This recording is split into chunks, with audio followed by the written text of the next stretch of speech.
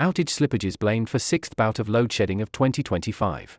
Electricity and Energy Minister Dr. Kgosientsho Ramokgopa has fingered cumulative outage slippages of 100 megawatts as the reason behind South Africa's latest bout of load shedding, the sixth this year. Speaking after Eskom announced the implementation of Stage 2 load shedding during the evening peaks from 16 to 10 p.m. from Tuesday, May 13 until Thursday, May 15, Ramokgopa described the new round of cuts as a setback. He attributed the slippages to inadequate planning by Eskom, as well as some capacity problems at the original equipment manufacturers that implement the maintenance on behalf of the utility. Nevertheless, Ramokgopa still stressed that recent developments were in line with Eskom's winter outlook, published on May 5, which indicated that load shedding could be implemented should unplanned breakdowns rise above 13,000 megawatts. The base case was for breakdowns to remain below that threshold, however. On May 13, unplanned losses breached 15,000 megawatts, as a result of more than 11,900 megawatts of breakdowns and the fact that 100 megawatts had not been returned to service as scheduled from planned maintenance.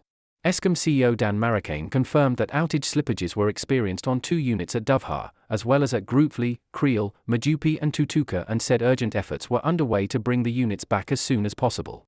He described the current period as particularly challenging from an outage slippage perspective, as Eskom was still in the process of tapering planned maintenance ahead of the high-demand winter months but still had more than 4,000 megawatts on scheduled outages. Higher diesel use.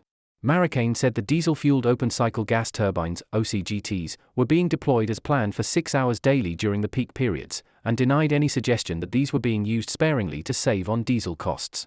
He admitted, however, that OCGT usage during the summer maintenance campaign was probably higher than the comparative period last year, but highlighted that Eskom had also conducted more maintenance than during the comparative period. Between September 1, 2024 and March 31, 2025, Eskom had spent a 12.4 billion on diesel against a budget of a 10.3 billion for the period. However, Marrakane stressed, the overall use of diesel for the full financial year had moderated. Eskom has reported previously that its spending on diesel fell by a 16 billion in the 2024-25 financial year when compared with the 2023-24 financial year. The fact remains that, when you look at the last period, we have seen significant savings in diesel costs.